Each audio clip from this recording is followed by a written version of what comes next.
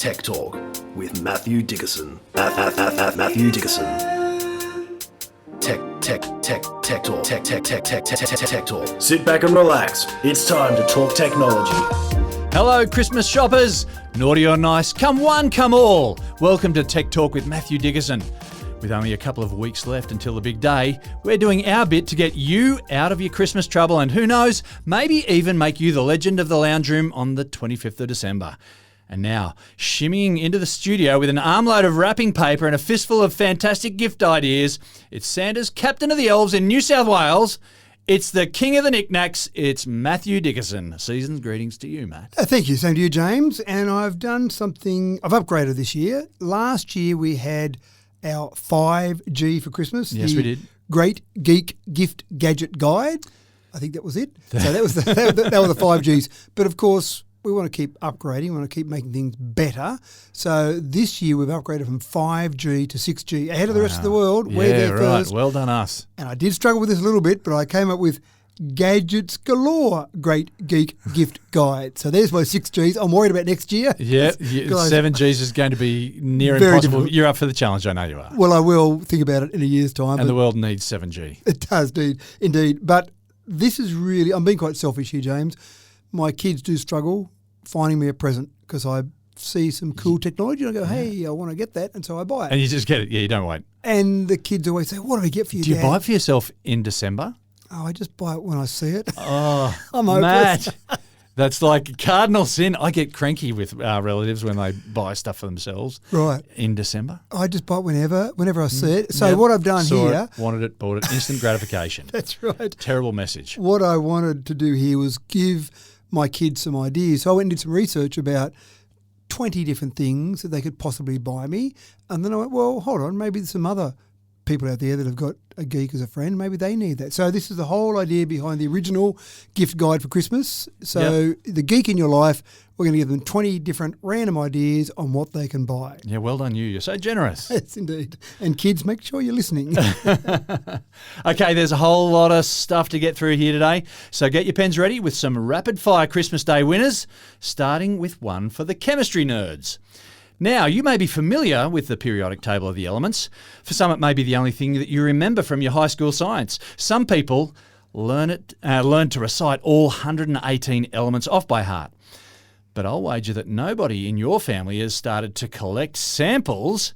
Now, there's a challenge. Matt, you've got something to kick off the collection. And it's building on from last year, or maybe it was even the year before when we had 4G for Christmas. I don't know if I did do that, but that sounds good.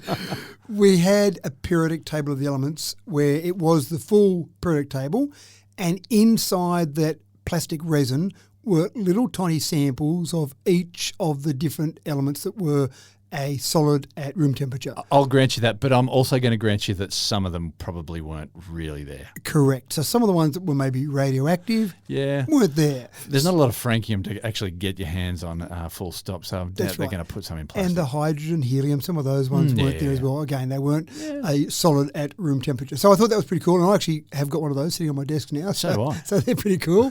So this is actually an extension, if you like, or a variation of that, where rather than have the full periodic table and whatever elements you can have there that would be both legal and maybe sensible to have there, this has actually taken a 1 centimetre cube of different elements and giving it to you made of that material. So, for example, you can have aluminium, 1 centimetre cube of aluminium, and it's got information engraved on there. So, for example, you've got the atomic number, the chemical symbol, the name of it, obviously, the density, the purity, the atomic mass. So just all the basic information about that element. So if you've got someone that's a real carbon fan, iron fan, aluminium fan, that's right, then you can have a little block of carbon sitting on the desk there. It's got the symbol and everything on there. It's got all the information on there. It looks cool. It might even be handy for, say, science teachers if they want to have a few different elements there just to do some comparison about different densities. Yeah, for sure. Maybe different colours there. I definitely thought about that. The science teacher nerd in me came out when I was thinking about that.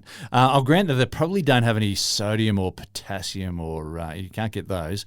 Probably They're a little hard. bit reactive with water and moisture in the air, so they can cause some troubles there. Yeah, and obviously there's different prices depending on what it is. So Yeah. the 1 centimetre square of gold. Yeah, you're probably not going to get a cube of gold. And just to be fair to my kids, I'm not expecting that one, okay, Or kids? platinum, yeah. That's right. So there's a few, but I reckon some of the things like I say, copper, aluminium, iron.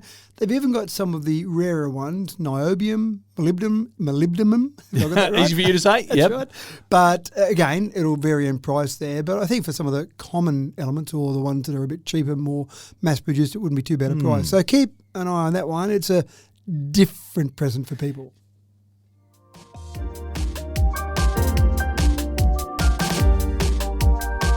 Shifting focus now to poolside this summer. Now, a major problem for competitive swimmers is that largely, with each tumble turn, you've really got no idea how you're going. That is until you touch the end of your final lap and you look up at the scoreboard if you've got an electronic scoreboard there. Time to get your hands on some smart goggles, Matt. I do actually wonder whether or not these will be allowed in competition. But I see marathon runners and they're running along and they look you down check at their your watch. That's right, and they're seeing how they're going. Yeah, so it's hard to guess why. I mean, and as you're swimming, if you're in lane 4, you've got no idea what the person in lane 6 or lane 7's doing. No, you've only got really an idea of the one on either side You're of you. really racing against yourself, aren't you? You are. And if you think about a track cyclist or even a road cyclist, they can see the time they're doing. So there's all sorts of information for athletes in a whole range of different sports. But swimming, you've pretty much got that black line you're looking at, both in training and in competition. So what you need is goggle or a set of goggles that's got AR display technology built in the goggles. So you get this wonderful... Tony Stark stuff again. It I love it. Exactly I love right. it. So you get this 25-degree field of view that shows you 12 different metrics: time, the number of laps you've done, stroke, speed, calorie consumption. Probably don't care about that so much in a race, but for training, I think that's pretty important. So I see it for the casual amateur swimmer to begin with. The professionals have probably got the coaches there saying, go faster, go faster. So it doesn't matter what time you did go faster. But I'm sure you regardless. can't hear instructions while you're racing through Mid-lap, those laps. that's right. Mid-lap, Yeah. So I don't love swimming. I prefer riding a bike for exercise. But this is almost, James, almost, I'm not sure, but almost enough to get me excited enough to go, oh, maybe I should do a bit of swimming just so I can Get play yourself with this some technology. smart goggles and get in that pool. That's right. The next thing you need to add, of course, and they are available, are some headphones, some waterproof headphones that you can listen to music while you're doing the swimming there, because it's a bit hard to plug your normal AirPods in and leave them in while they're underwater You're with lost those. in what you're doing.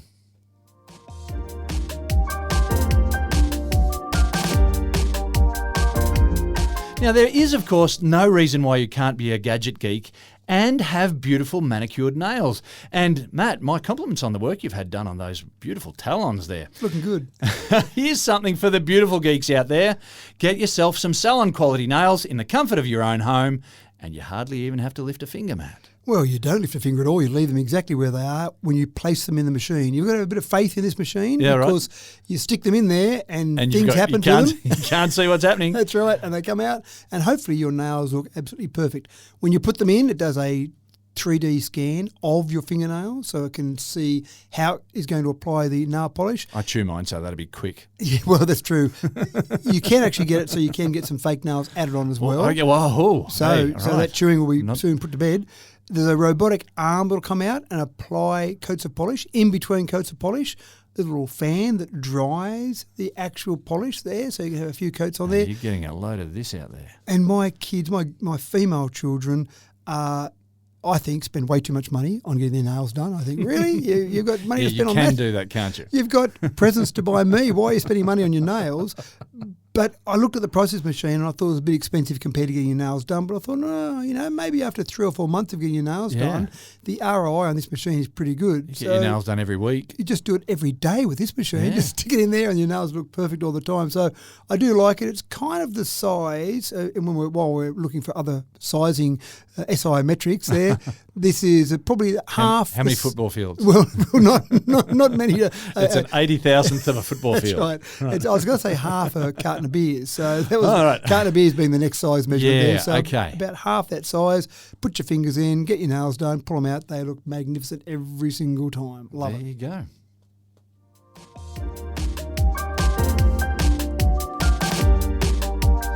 Okay, now it's time to reinvent a classroom classic.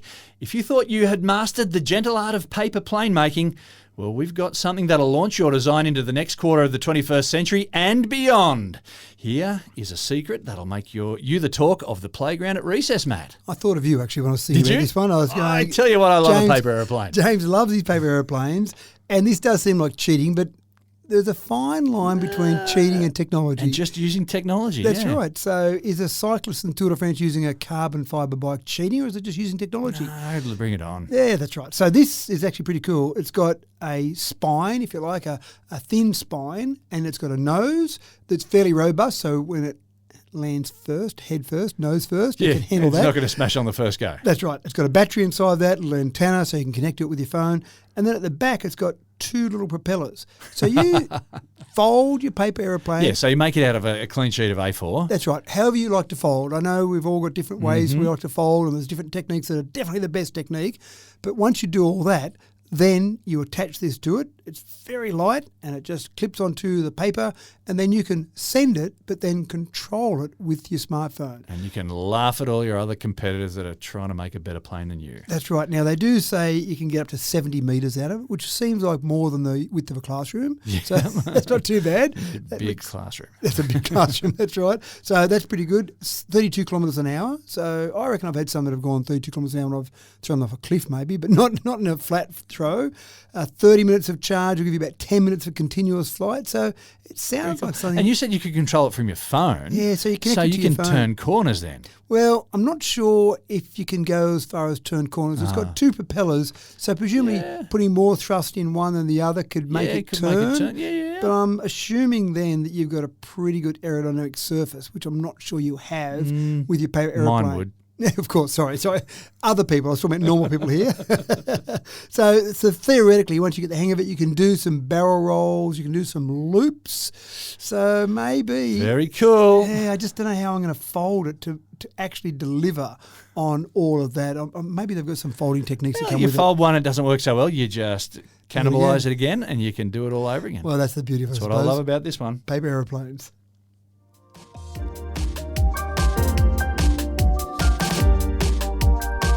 Well, who doesn't love a multi-tool? I tell you, I love them. So if you turn your nose up at a Leatherman or a Swiss Army knife, then we can't be friends. But here's something that I don't have yet. It's a 6-in-1 pen, folks. None of my collection of multi-tools can be used to write, and while I have tried many times, none of them can tighten a screw. Matt, I can't believe that it's taken them until now to get this little gem. The Swiss Army knife is a great idea. Scissors on there, Fantastic idea. pliers, I love it. knives. I love it. Fantastic. I got one for when I was as a 21st birthday present. There you go. Still Just a use few it. years ago. Yeah. That's right. So this is a 6-in-1 multi-tool, which includes a pen, and it's not much bigger than a pen. So you look at it, you go, it's a pen, big deal.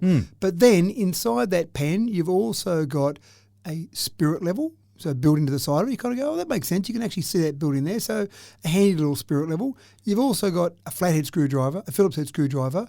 You've got a touchscreen stylus on the back of it, and then a ruler along the side. So it's quite clever in terms Very of handy. Yeah, the things, because again, on the normal side of a pen, you've normally got a brand name maybe printed, maybe some logo of some company that you stole the pen Waste from. of space. That's right. But a ruler on the side makes a lot more sense. I Although, think. if you're ruling something, then you're going to need to use a pen too.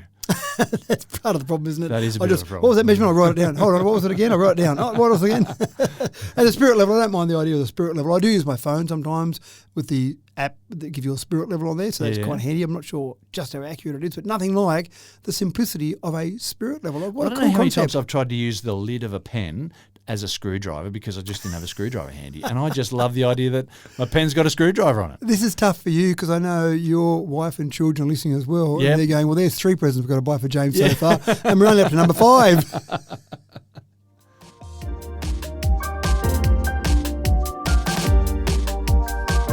And here is something that is perfect for a sweltering Southern Hemisphere Christmas day. It's a personal neck fan, and it'll help you to survive on an afternoon of backyard Christmas cricket.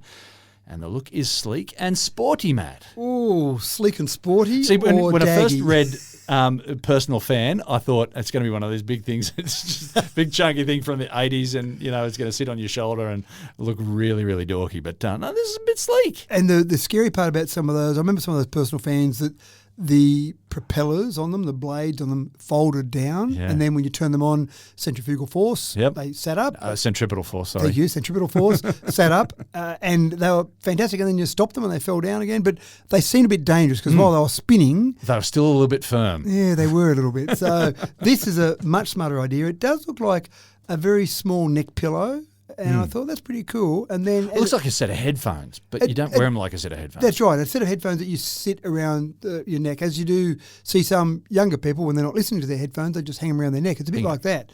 And they've got 72 wind outlets, 60 twin turbine fan blades.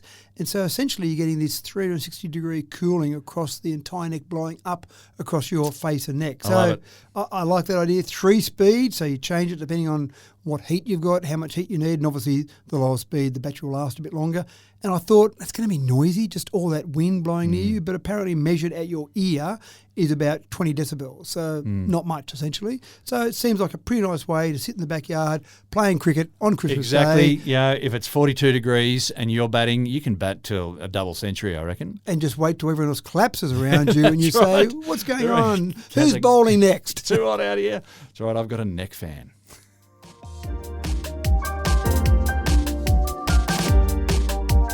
USB power packs have become a bit of a go-to gift in recent years, or something portable to help your phone or tablet survive just long enough to get you to the next power socket. Power packs should probably all be solar powered by now. What do you reckon, Matt? They should be, and this is a bit of everything in this one. A 10,000 milliamp hour power pack or power bank, is not that big a deal. People have bought those for years, so people are going to go, they've lost the plot here, James and Matthew. 10,000 milliamp power bank, big deal. But this is a 10,000 milliamp power bank that's IPX5 rated for water, dust and shock resistance. So There you take go. it outside, in the water, in the rain. Go everywhere, do everything. When your neck fan starts to run out of battery power, you can have this outside, doesn't matter what's Have it in happening. your pocket and charging up the neck fan as you go. It uses a lithium cobalt battery, so essentially you've got better than lithium polymer batteries, so that's going to give you better charge density but also more charges.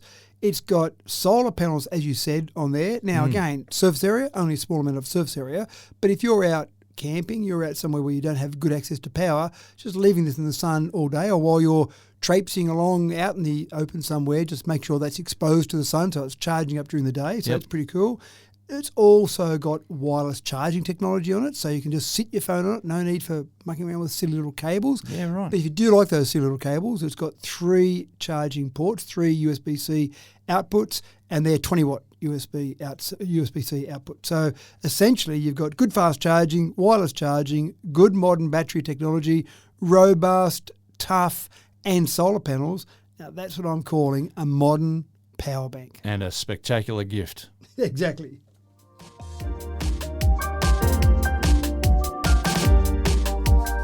Now, we can't leave pets off this Christmas list. We've got them covered this year with a little Christmas luxury. It's a pet massager, and it's the ultimate in perfect pampering. Matt, clearly everyone wins this Christmas. Well, this is the thing, isn't it? This is a winner for the pets, but also a winner for the humans looking after the pets. Yeah. A pet cat or dog comes over and wants to be Needy. needy, especially those cats, they're so needy, wants to be patted, scratched, whatever. It gets a bit tiresome after a while. You're sitting there watching the cricket on Boxing Day and you're scratching away going, I just want to sit here and watch the cricket. So you pull out the Purrpal, Purrpal, that's what it is, Purrpal. It's a one button design, that's right, one button design, and it's got 4 little massages on there. So you can just hold this. Careful you don't push too hard on the pet, but you can just hold this over the pet, over stomach, neck, whatever, wherever they like to be scratched and massaged, and these 4 little pads just go away doing their job, massaging. They're made of soft silicon massage nodes, so you've got a nice soft feel. Maybe push a bit harder if you want. It'll automatically turn off after 10 minutes, so if you do fall asleep watching the cricket and it just falls out of your hand, it doesn't keep going forever. Maybe the pet comes and lies on it while it's doing that, but after 10 minutes it finally turns off. So it seems like a good way, and in fact I think you'd be sitting there going, my shoulder's a bit sore, I might just use it on my shoulder and forget the dog or the cat. You can use it on yourself as well. So a nice little massager for your pets.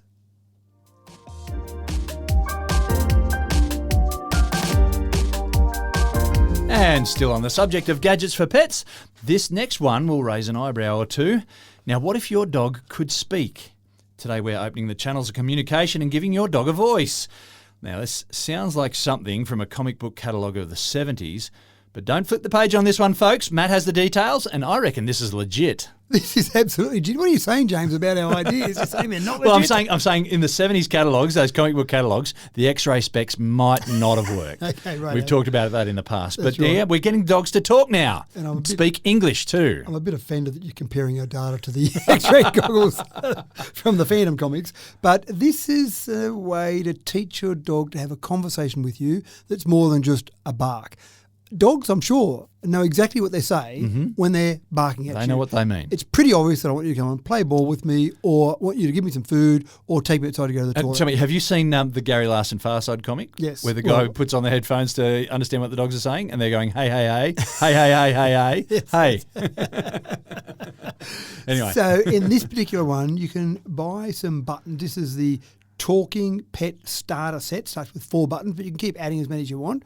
They're different colours, so the dogs can recognise the colours, but you record word or words on each of these devices. So, for example, you record the purple one with toilet or outside or something that makes sense to you and the dog.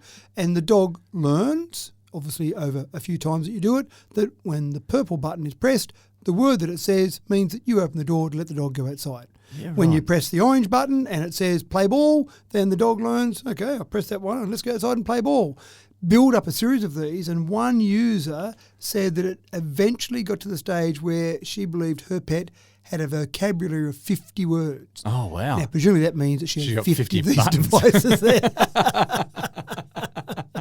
And I'm not sure how many words you get to until you get to the stage where you start recording some Shakespeare, but essentially the idea would be a way to just have some sort of basic communication from your dog rather than scratching at the door, means I want to go outside, or go over and look at the empty water bowl saying I want to have something to drink. Yeah, I just wonder how long it's going to be before the one that says food, food, food, food, food, food, before that one gets thrown out the window. And then your dog starts to become an overweight, obese dog. You go to the vet More and they food, say, food, that's wanna right. eat. And maybe that is part of the issue there. So maybe you need to think about how you use that one. Maybe not give it Only a food bring out one. the buttons every now and then. That's a good idea. Yeah, maybe that's a better way to do it.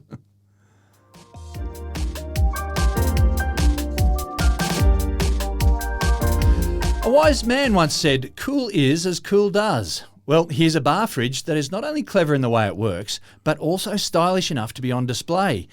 This little unit might even bust out of the man cave and find itself snug in amongst all your lounge room furniture, maybe, Matt. I was actually thinking man cave, but yeah, sure, why not, in the lounge Well, I room? looked at it and I thought, it looks like a slightly retro cabinet. Well, there were different designs, but one looked a bit like a retro sort of cabinet that you might store some nice stuff in. Yeah, so it's a fridge. So let's not go too far about this. It keeps things cold. It Keeps still things does cold, that. So the technology in a fridge is quite clever. A compressor in there. It does some quite cool processes that happen to keep things cold. But this is a little bit better than that, where you can view the fridge's interior. So you're on your phone, maybe 3 metres away from it in the lounge room, and you look at your phone and go, oh, hold on, it looks like we're getting a bit low on that particular beer I like. And then you get your robot, which will come along one day to fill up your fridge and put some more beers in the fridge, but you can see what's in there.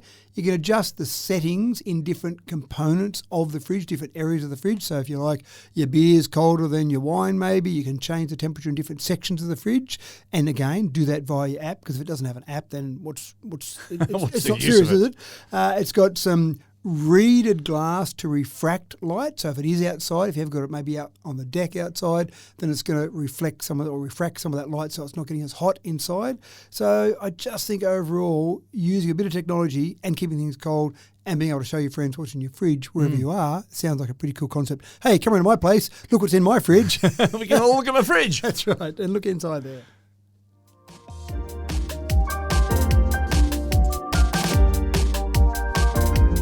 And rolling on with something more to zhuzh up your decor.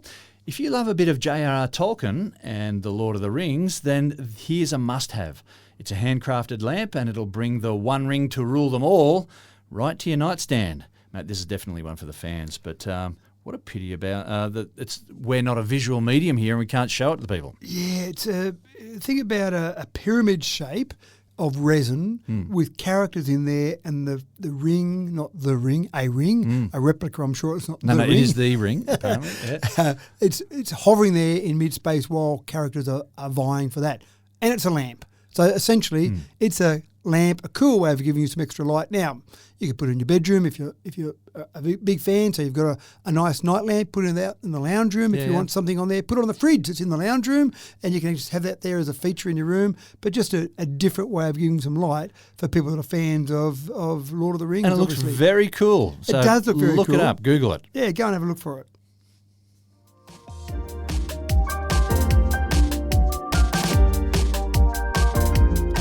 Here's a nifty gadget for people who get tired of the small screen on their phone. It's an enlarger, but it's more than a magnifying glass. It's more like a large screen converter. Isn't that right, Matt? It's a large screen converter, but it's not quite where I want it to be. All I want in my simplistic view of the world to get someone to create for me is a mobile phone the size of the phones we used to have before smartphones came along. And I remember one phone came out, it was a Nokia, and it was advertised as a phone that you could fit in the coin pocket on your pair of jeans. I don't know if we have coin pockets in jeans anymore because no one carries around coins, but it was small enough. Phone. It was a tiny phone. And small enough to lose really easily. That's exactly right. Now, we've got smartphones which seem to get bigger each year. When someone announces their new phone for this year, it seems like last year it was 6.1 inch, but this year it's 6.2 inch. It just seems to be this gradual increase, phones getting bigger and bigger. So all I want in my simplistic world is a phone small enough to put in my coin pouch or coin pocket if I have one on my pair of jeans. But then when I use it, it suddenly becomes a 55-inch screen, just projected in the mid-air. Is that too much to ask for? Now, you might say we've kind of got that with folding phones now where we can see them a bit smaller and they open up to a bigger phone. But this is another way to do something like that. And it'd be something that you might carry around, for example, in a briefcase, a backpack, and then when you do want to look at your phone, you just pull out this. And so essentially, it's a 14-inch 3D foldable smartphone screen magnifier. And what it does is you sit your phone in it and then you watch the screen, the bigger screen, so your phone projects onto this screen. No sort of power needed for it. It just uses the phone itself and then magnifies that. And so you get to see your normal phone screen, but just bigger. So maybe on a plane, for example, you don't want to carry too much extra stuff with you. Maybe if you're on a train, if you're on a regular commute on a train or a bus each morning, it'd just be a way to watch some things on your phone and see it on a bigger screen without having to carry a much bigger device around with you. So it's a small, compact device. Sit your phone in it, and away you go. You've got a bigger screen. Cool fun.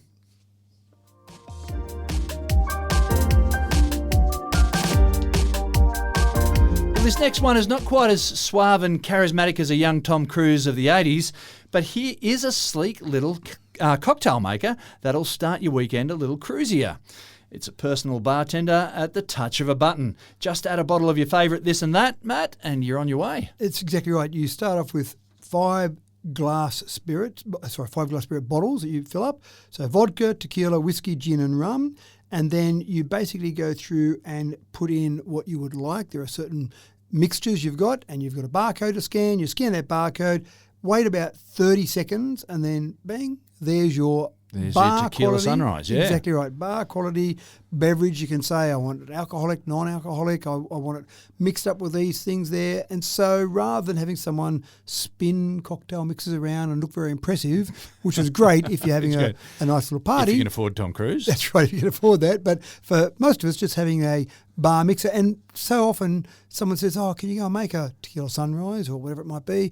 And you go, sure thing, I'll just go and get on the net and look up how to make that. And don't worry about any of that. You just say, here's the barcode, scan that in, and there's my drink made 30 seconds later. Just a footnote here, we're not encouraging excessive alcoholic consumption around Christmas time, but you can also make mocktails. But you might like to try all of them. That's right. At once.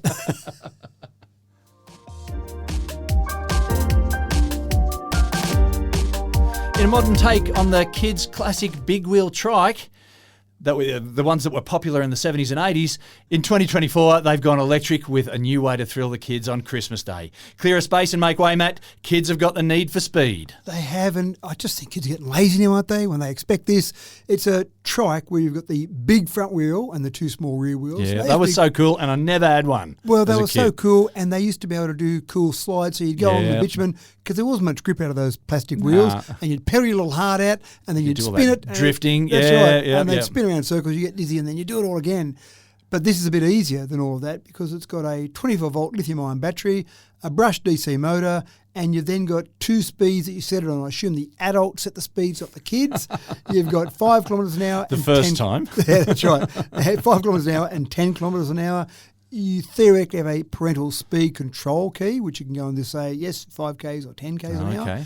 I don't know the range of it, but about 45 minutes of driving. Do you call it driving or riding a trike? Riding, I'd say You think riding. riding? Yeah, fair enough. Ride a trike. So you've got 45 minutes of ride time over there.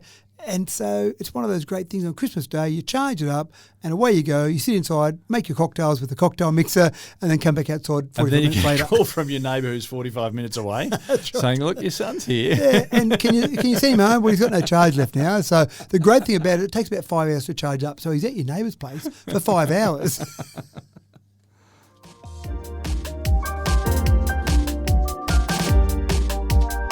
There's a strong market for air purifiers these days, but they're mostly confined to single-room units. Now imagine if you had your own personal air purifier. Well, you could strut the length of Parramatta Road in peak hour without a care in the world. Matt, Dyson have combined a personal purifier with a Bluetooth headset, and that'll have you looking or rocking that sci-fi look right into 2025. It's not a good look, is it? It's certainly not a good look. It does look like you might be a Star Wars character. That's right. But it's important now because... And you should have a figurine made of you. Well, possibly as well. But I've just come back from Japan again, and you watch the news in Japan, and it happens in other large cities as well, and a standard thing on the news is down in the bottom right-hand corner, it gives you an updated AQI, Air Quality Index. And it's got a number there, and you see a number in the hundreds, and you go, is that good or bad? And then you start to compare it to other cities and what's bad or what's good, and you go, wow, this is terrible. Every day I'm out there breathing this disgusting air. And so that's exactly what they're trying to attack with this sort of feature is headphones. Sure, you walk to work and you're out for a bike ride, whatever it might be, and you've got headphones on listening to music, fine, that's a standard sort of thing. But this has got another arm that comes out across your face, covers your mouth and nose, and then filters pollutants as small as 0.1 microns. So lots of city gases, NO2, SO2, O3, it's filtering all of these out. Essentially, they're saying that it captures about 99% of ultrafine particles. So basically trying to get rid of all that pollution so the air you're breathing is nice and fresh and clean. I don't know if you're meant to use it all day because in the office it's probably not quite as bad as the air out in the street while you're walking to work. But if you're on the train or the bus on the way to work, it probably makes sense to stick this on. Sure, people will laugh at you, but you'll be the one laughing. Well, it looks like 2 big fat semicircles, like the headbands of like a set of headphones. Yep. But you've got one that comes around in front of your mouth as well. Yeah. And I'm just wondering if there'll be any people who accidentally put it around the wrong way and have got purifying the air to the top of their scalp. That's right. Which might be important for hair growth. Who knows? So I would just say to those people, when they laugh at you for wearing this, just say, see me in 50 years' time and let's have a look at our lung quality, how we're going then. Exactly. Yeah. Here's $88 to ring me in 50 years' time and tell me how you're going.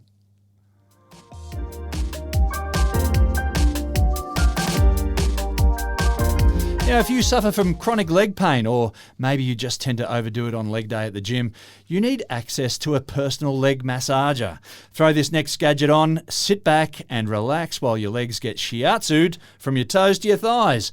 Matt, these are some space-aged boots. I reckon I was at a Crowded House concert recently, and I reckon if I had some of these to sell... You would have been wearing them. Oh, I would have been wearing them as well, but looking around, just the age of the average audience member, and while we all stood there watching Crowded House on the Opera House steps, I'm thinking, yeah, this audience doesn't look like they want to stand here all night. They look like they wouldn't mind sitting all down. went home for a leg massage. They did. I reckon they all went home and rested their legs. Someone gave them a massage or they put them in a nice hot bath. But these here are quite cool. So you could probably wear them out to a concert. They give you a massage that's mimicking a professional massage. Now, apologies to any professional massagers out there. I'm sure it is a little bit better. But essentially, if you get some discomfort due to prolonged standing or an intense workout, or you just do have some poor circulation, maybe because you are getting a bit old, then this sort of device would be absolutely perfect to you. They look like a big boot in terms of just a big... Over the knee? Over the knee. Well, there's a part that goes above the knee, part below the knee, but a big long boot. sort of boot that you might wear if you're dressed up as Santa Claus, for example. So you put these on and it just gently massages both your legs at the same time, and you don't get someone saying, I'm sick of doing this now, can I stop? Yeah. And just keep going. Sore thumbs. That's right. Whatever you've got them powered up and going, then it sounds like a pretty good way to get some massage there. Mainly focus on the calves, obviously, but just all your legs there. Promote that circulation and make you feel good to go out there and play a bit more cricket in the backyard. There you go.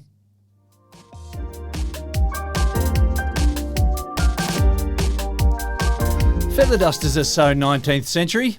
Now, if you're still waving a windy wand around your lounge room, then you need to get some 21st century power to blast that filth to oblivion.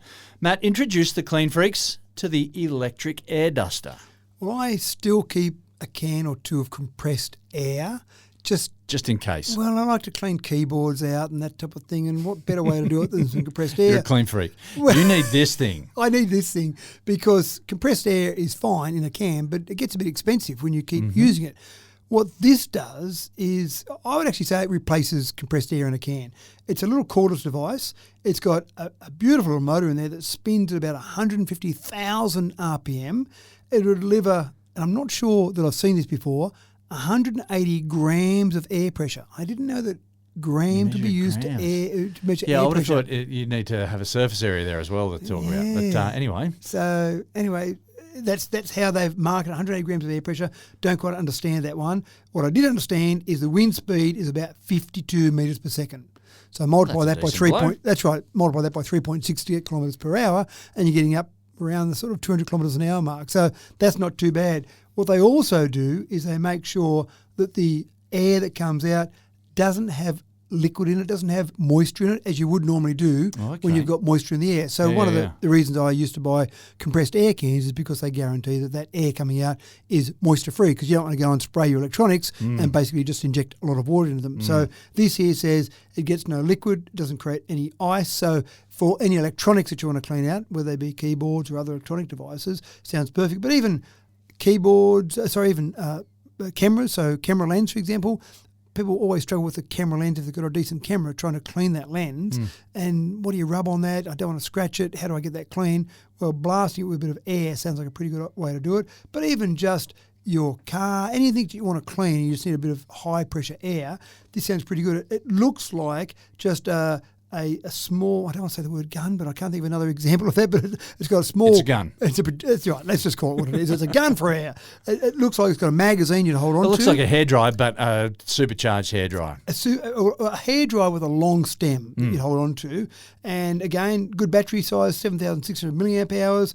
It'll charge up in about 2.5 hours, and then away it goes, and it'll just keep everything blasted clean for you. So there you go. What a great way to keep things clean. Feather dusters. That's right, on Christmas Day.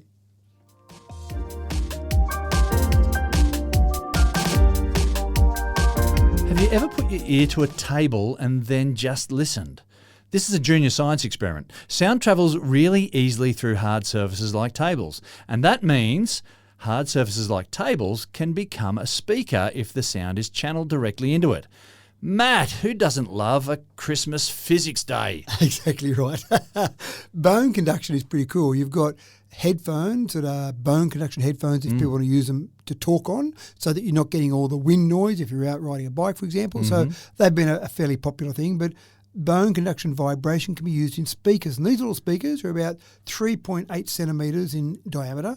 You sit them on any surface. Now, they've got magnets, they've got suction cups, they've got adhesive cups. So whatever you want to stick them to, whether it be something that's metallic or something like a piece of glass or, as you say, a table, whatever noise it's picked up in there, this speaker will take that noise and amplify that. So I thought of things like a table, good example there, and just see how it travels when you might tap at one end of the table and how much sound comes out of the speaker.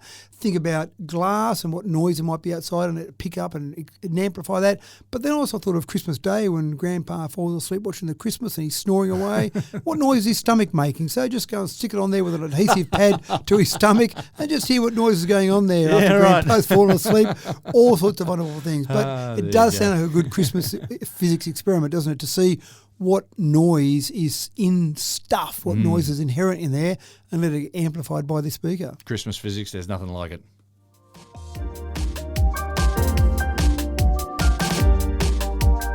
Now, as a kid, I remember getting a build-your-own crystal radio kit for Christmas, And if you're any good, you could pick up a local AM radio station to everyone's amazement.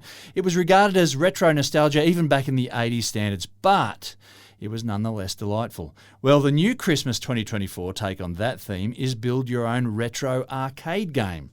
Matt, this is a lovely little stocking filler, and it may just awaken a budding electronics nerd. It could indeed, and I do like the idea that you've got to build it, although it's a bit like Lego. You've got to build Lego, but you get the instructions for it. So they don't say, here's a picture of a boat and here's a bunch of pieces, go for it. And this is a bit the same. It's a build your own retro arcade kit, so you can recreate a 70s game, a 70s arcade game that looks a bit like Pong. I'm not sure if Pong ever made it to an arcade game, but it was a game. I'm sure I saw it in one of those tents at the show back in the day. Yeah. Right. I thought it wasn't making a whole lot of money, so it would have been like a 10-cent machine or whatever. Yeah, sure. So I thought it was really only used for TVs when you'd get this device and go, look at this, it's a game. Not that great a game. But this comes with all the basic components, the instructions on what you've got to solder together to make this game work. You need some batteries to make it work after you've got it all put together, and then away you go. So you're just tying up the kids, and if you're happy, giving them a nice hot soldering iron as well, and say, there you go. Keep yourself amused for a couple of hours. We'll go and listen to Grandpa's stomach making a few noises, and then we'll see how you've gone with that. But I do think it was just like the encourages. crystal radio kit, right? I mean, the crystal radios have been around since the 30s or 40s or whatever, and in the 80s it was just like, oh, what's this that Grandpa's given me? And so you'd have a play with it, and then the next thing you know, you're picking up this AM radio station. It's like, oh, wow, this thing really works. I think you'll get the same buzz out of it. It's a sort of a Christmas knick-knack, and it might not have a lot of longevity, but a lot of fun nevertheless. And isn't that the idea of Christmas? You get around and start doing stuff on Christmas Day. You want to be active. You want to be doing things. So get the soldering iron out and start putting it together, and then playing Pong. And Dad, I've burned myself on a soldering iron. Yeah, that's right. What's going on?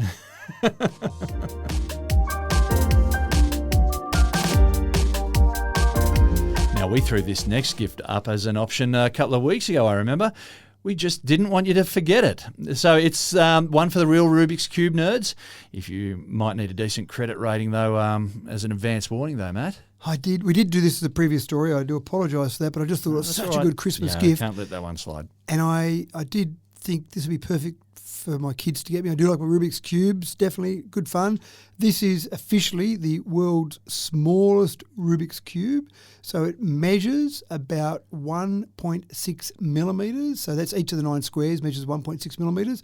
The whole thing weighs 0.3 of a gram. And essentially, I think you probably need tweezers to go and do it. I want to see the speed record, the world speed record for doing this one. I'm not sure you'll get down the 10 seconds. Tweezers, yeah. That's right. You would need tweezers to actually handle it. The only minor side might be, and this will be a bit of a test to see how much my kids love me, is that you'll pay about $11,500 for it. That's Aussie dollars for it. Yep.